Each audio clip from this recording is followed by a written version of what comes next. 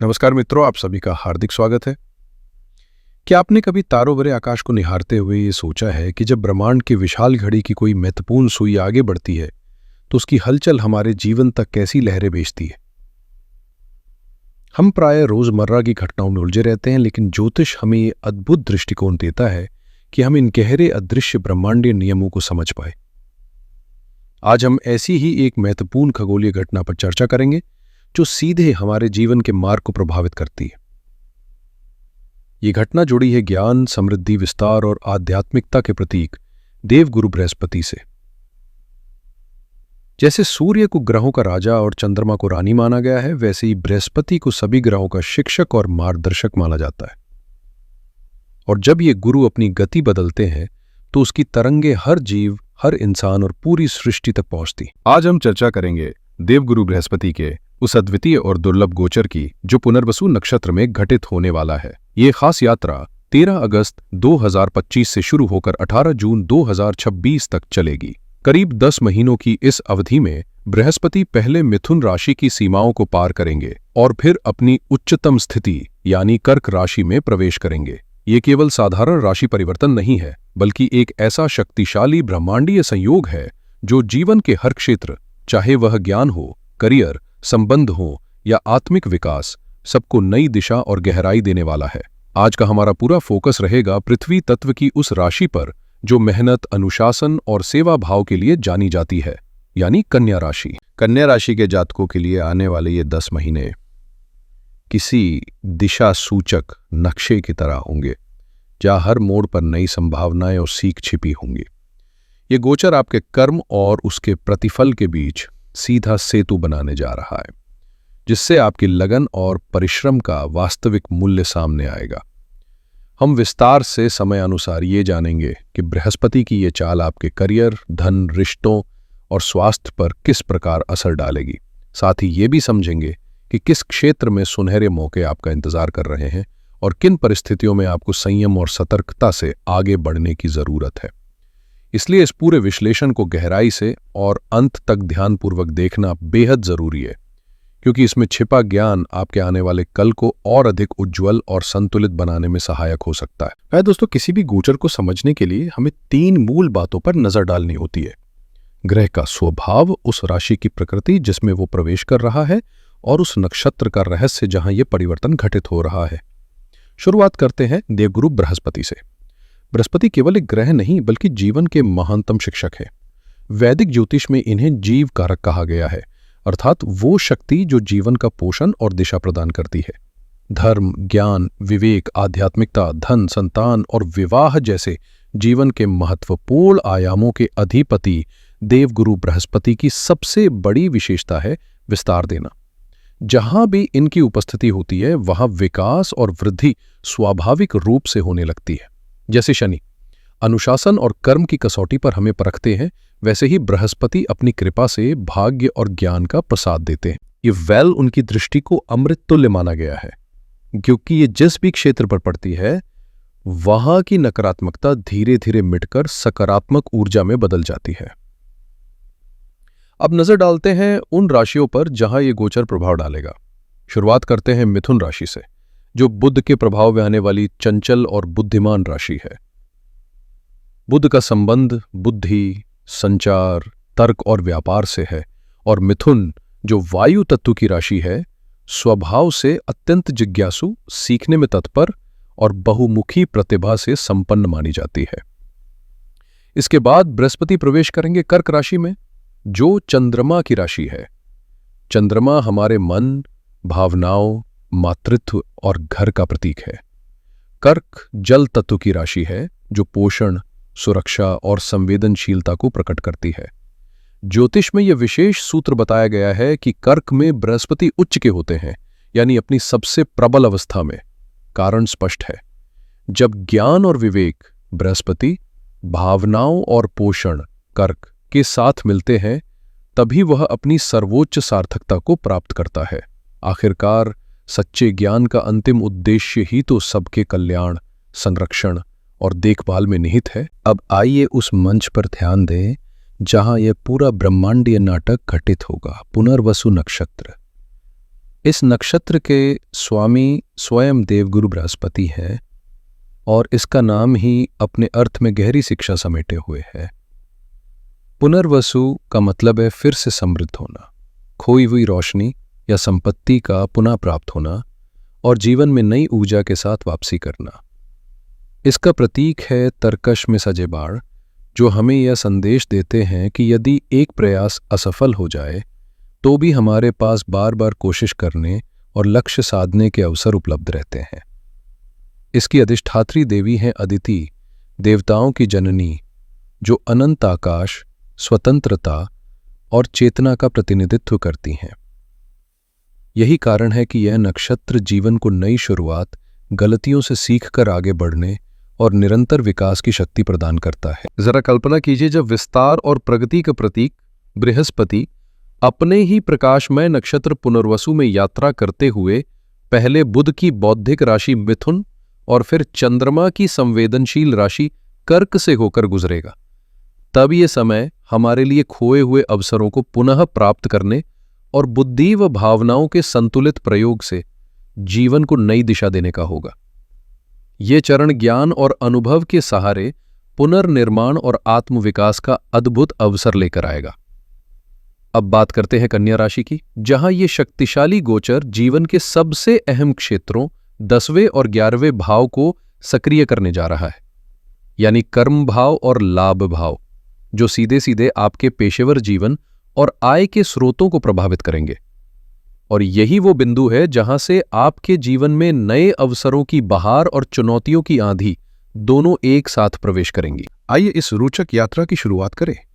पहला पड़ाव रहेगा 13 अगस्त 2025 से 17 अक्टूबर 2025 तक, जब देवगुरु बृहस्पति आपके दशम भाव यानी कर्म स्थान में मिथुन राशि से होकर गुजरेंगे। दशम भाव केवल नौकरी या पेशे तक सीमित नहीं है, बल्कि ये आपके कर्म, समाज में आपकी प्रतिष्ठा, आपकी पहचान, पद और प्रभाव का प्रतिनिधि है। यही घर आपके वरिष्ठ अधिकारियों, शासन प्रशासन के साथ संबंधों और आपके पिता से जुड़े पहलुओं को भी दर्शाता है। इस दौरान आपके जीवन की दिशा और आपकी सामाजिक छवि दोनों पर गहरा असर पड़ सकता है। बृहस्पति का इस स्थान पर आगमन आपके कर्म क्षेत्र में बड़े बदलाव और विस्तार की ओर इशारा करता है। यदि आप नौकरी पेशा हैं तो ये वो समय है जब वरिष्ठ अधिकारी आपकी क्षमताओं को गंभीरता से नोटिस करेंगे और लंबे समय से प्रतीक्षित कोई बड़ी जिम्मेदारी आपके हाथों में सौंपी जा सकती है। पदोन्नति और प्रमोशन की संभावनाएं मजबूती से उभर रही हैं। वहीं जो लोग व्यापार से जुड़े हैं उनके लिए यह चरण नए अवसरों का द्वार खोलने वाला है, चाहे वो नई शाखा की शुरुआत हो, किसी नवीन उत्पाद का लॉन्च हो या फिर अपने व्यवसाय को व्यापक स्तर पर विस्तार देने की योजना। हर दिशा में यह समय आपके लिए अत्यंत अनुकूल साबित हो सकता है। अब जिक्र करते हैं बृहस्पति की उस अमृत तुल्य दृष्टि का, जो जहां भी पड़ती है वहां शुभता और विकास लेकर आती है। दशम भाव में विराजमान होकर बृहस्पति 3 स्थानों को देखेंगे, जिनमें उनकी पंचम दृष्टि आपके दूसरे भाव पर पड़ेगी। दूसरा भाव धन, परिवार और वाणी का प्रतिनिधि है। इसका सीधा संकेत है कि आपके करियर में होने वाली प्रगति का असर आपकी आमदनी और बचत पर स्पष्ट रूप से दिखाई देगा। घर परिवार में सुख समृद्धि भरेगी और कोई शुभ आयोजन भी संभव है। आपकी वाणी में मधुरता और गहराई का ऐसा संगम होगा कि आप अपनी बातों से लोगों को सहज ही प्रभावित कर पाएंगे। बृहस्पति की 7वीं अर्थात सीधी दृष्टि आपके चौथे भाव पर पड़ेगी, जो सुख, माता, वाहन और संपत्ति का प्रतिनिधित्व करता है। इसका संकेत है कि कार्यक्षेत्र में मिली उपलब्धियां घर के वातावरण में प्रसन्नता और संतोष लेकर आएंगी। इस अवधि में नई गाड़ी खरीदने, घर की साज सज्जा या नवीनीकरण कराने तथा संपत्ति निवेश जैसे अवसर सामने आ सकते हैं। माता के स्वास्थ्य में सुधार होगा और उनके साथ आपका रिश्ता और भी सौहार्दपूर्ण बनेगा। वहीं उनकी 9वीं दृष्टि आपके छठे भाव पर पड़ेगी, जो रोग, ऋण और शत्रु का भाव है। यह स्थिति खास है क्योंकि जब गुरु की शुभ दृष्टि इस स्थान को प्रभावित करती है तो व्यक्ति अपनी बुद्धिमत्ता और विवेक के बल पर विरोधियों पर विजय प्राप्त करता है। पुराने कर्ज चुकाने के रास्ते बनेंगे और स्वास्थ्य संबंधी समस्याओं में भी धीरे धीरे कमी आएगी। हाँ, चूंकि बृहस्पति विस्तार का ग्रह है, इसलिए खान पान पर नियंत्रण ना रखा तो पेट से जुड़ी दिक्कतें या बढ़ता हुआ वजन परेशान कर सकता है। फिर भी सावधानी जरूरी है, क्योंकि इस अवधि में बुध का प्रभाव भी सक्रिय रहेगा, जो आपकी राशि के स्वामी है। इसका परिणाम ये हो सकता है कि आप हर स्थिति का अत्यधिक विश्लेषण करने लगें और निर्णय लेने में उलझकर देरी कर बैठें। इसे ही एनालिसिस पैरालिसिस कहा जाता है। ऐसे में सबसे अच्छा उपाय यही है कि सोच समझकर योजना अवश्य बनाएं, लेकिन सही समय पर कदम उठाने से बिल्कुल न चूकें। अब आते हैं इस गोचर के सबसे उज्ज्वल और स्वर्णिम चरण पर, जो 18 अक्टूबर 2025 से 4 दिसंबर 2025 तक चलेगा।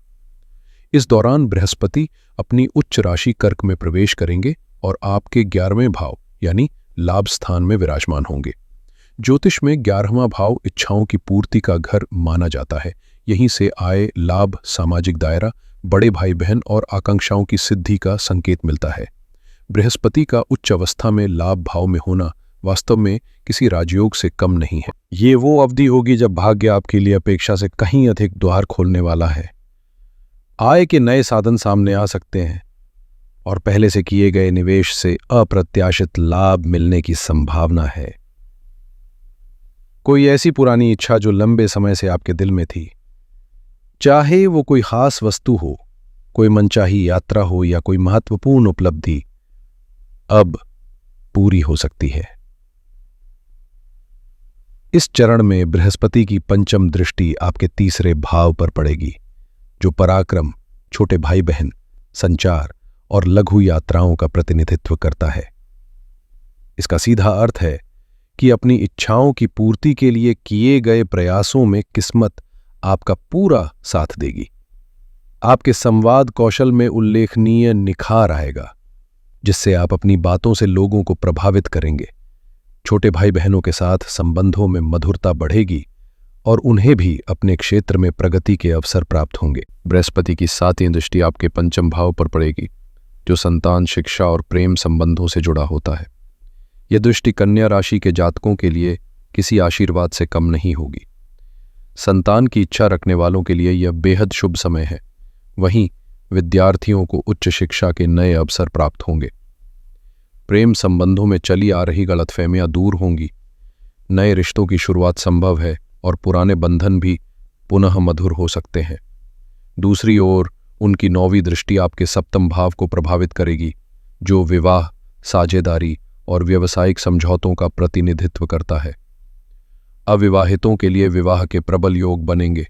विवाहित जीवन में तालमेल और प्रेम और गहराएगा, और जो लोग व्यापार में हैं उन्हें इस अवधि में कोई भरोसेमंद व लाभकारी साझेदार मिलने की पूरी संभावना है। अब कहानी एक नए मोड़ पर पहुंचती है। 5 दिसंबर 2025 से 19 अप्रैल 2026 तक बृहस्पति वक्री होकर अपनी उल्टी चाल चलते हुए दोबारा आपके दशम भाव यानी मिथुन राशि में प्रवेश करेंगे।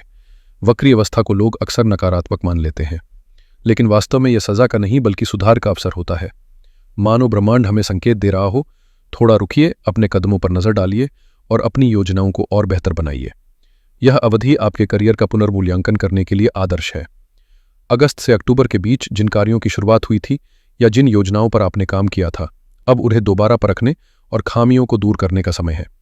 संभव है कि काम की गति धीमी लगे या परिणाम मिलने में देरी हो, लेकिन यही ठहराव आपको और परिपक्व बनाकर आगे की सफलता के लिए तैयार करेगा।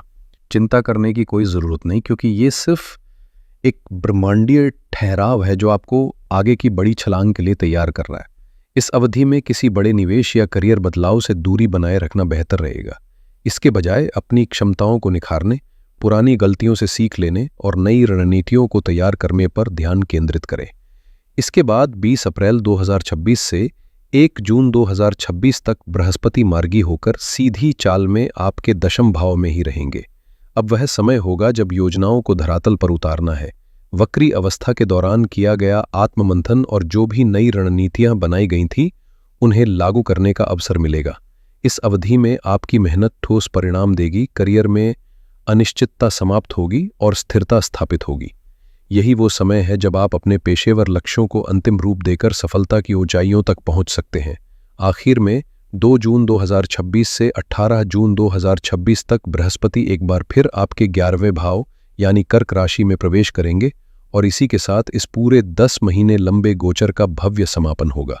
यह वह दौर होगा जब अक्टूबर से दिसंबर 2025 में डाली गई मेहनत की नींव अब मजबूत इमारत का रूप लेगी। आपकी आर्थिक प्रगति नई ऊंचाइयों पर पहुंचेगी, आय के स्रोत भरपूर होंगे और लंबे समय से संजोई गई इच्छाएं साकार होंगी। जीवन में ऐसी गहरी तृप्ति और खुशी का अनुभव होगा मानो आपके कर्मों का मधुर फल किसी आशीर्वाद के रूप में आपके हाथों में सौंपा जा रहा हो। दोस्तों, बृहस्पति को हमेशा से सौभाग्य और ज्ञान का प्रतीक माना गया है, लेकिन उनकी कृपा को पूरी तरह से हासिल करने और जीवन में आने वाली किसी भी रुकावट को कम करने के लिए कुछ आसान और असरदार उपाय किए जा सकते हैं। ये उपाय हर व्यक्ति के लिए उपयोगी हैं, क्योंकि बृहस्पति हमारे जीवन में गुरु का प्रतिनिधित्व करते हैं। सबसे अहम उपाय है गुरुजनों का सम्मान करना। बृहस्पति स्वयं गुरु कहलाते हैं और जब हम अपने माता पिता, शिक्षकों या उन सभी व्यक्तियों का आदर करते हैं जिनसे हमें सीखने का अवसर मिलता है, तब हम उनकी सकारात्मक ऊर्जा को अपने जीवन में आमंत्रित करते हैं। उनके आशीर्वाद के लिए आदरपूर्वक चरण स्पर्श करना बृहस्पति को प्रसन्न करने का सबसे सहज और प्रभावी तरीका है। दूसरा उपाय है केसर का तिलक करना। केसर बृहस्पति को अत्यंत प्रिय है और इसका सीधा संबंध आज्ञा चक्र से माना जाता है, जो हमारी बुद्धि, विवेक और आध्यात्मिक जागरूकता का केंद्र है। इसलिए हर सुबह स्नान के बाद नाभि या माथे पर हल्का सा केसर का तिलक लगाना बेहद शुभ माना जाता है। ये आपके आभामंडल में बृहस्पति की ऊर्जा को और भी प्रबल बना देता है। तीसरा उपाय है दान करना।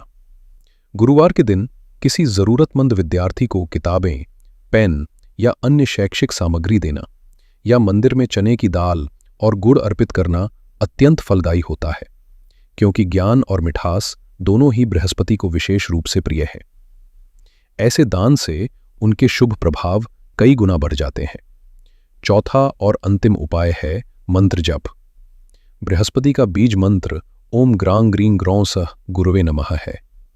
प्रतिदिन, विशेषकर गुरुवार को, इस मंत्र का 108 बार जाप करने से आपके भीतर सकारात्मक ऊर्जा का संचार होता है और जीवन के महत्वपूर्ण निर्णय लेने में एक अद्भुत स्पष्टता और शक्ति प्राप्त होती है। संक्षेप में कहें तो कन्या राशि वालों के लिए बृहस्पति का पुनर्वसु नक्षत्र में ये गोचर किसी दिव्य चक्र की तरह है, जो पहले कर्म पे ध्यान केंद्रित करता है, फिर आपको उसका प्रतिफल और लाभ प्रदान करता है, उसके बाद आत्ममंथन और सुधार का अवसर देता है और अंततः आपकी मेहनत का स्थायी व मधुर फल आपके हाथों में सौंपता है। ये यात्रा आपको याद दिलाती है कि सच्चे ज्ञान और स्पष्ट दृष्टिकोण के साथ किया गया परिश्रम कभी व्यर्थ नहीं जाता। ये समय आपके लिए अपने जीवन को नई ऊंचाइयों तक पहुंचाने, अपनी प्रतिभा और क्षमताओं को और व्यापक बनाने तथा अपनी इच्छाओं को वास्तविकता में ढालने का स्वर्णिम अवसर है। मुझे विश्वास है कि ये विस्तृत विश्लेषण आपको पसंद आया होगा। यदि यह वीडियो उपयोगी लगी हो तो इसे लाइक करें और अपने मित्रों व परिवारजनों के साथ साझा करें, क्योंकि ज्ञान जब बांटा जाता है तभी वो और अधिक बढ़ता है। चैनल को सब्सक्राइब करना ना भूलें ताकि आने वाले समय में भी आप ऐसे ही गहन और प्रेरणादायक वीडियो से जुड़े रह सकें। आपके विचार और सुझाव मेरे लिए महत्वपूर्ण हैं, इसलिए उन्हें कमेंट सेक्शन में अवश्य लिखें। मैं उन्हें पढ़ने और समझने का पूरा प्रयास करूंगा। आप सबके जीवन में खुशहाली, सफलता और शांति बनी रहे तथा देवगुरु बृहस्पति का आशीर्वाद आप पर सदा बरसे। ओम ब्रिंग बृहस्पतये नमः।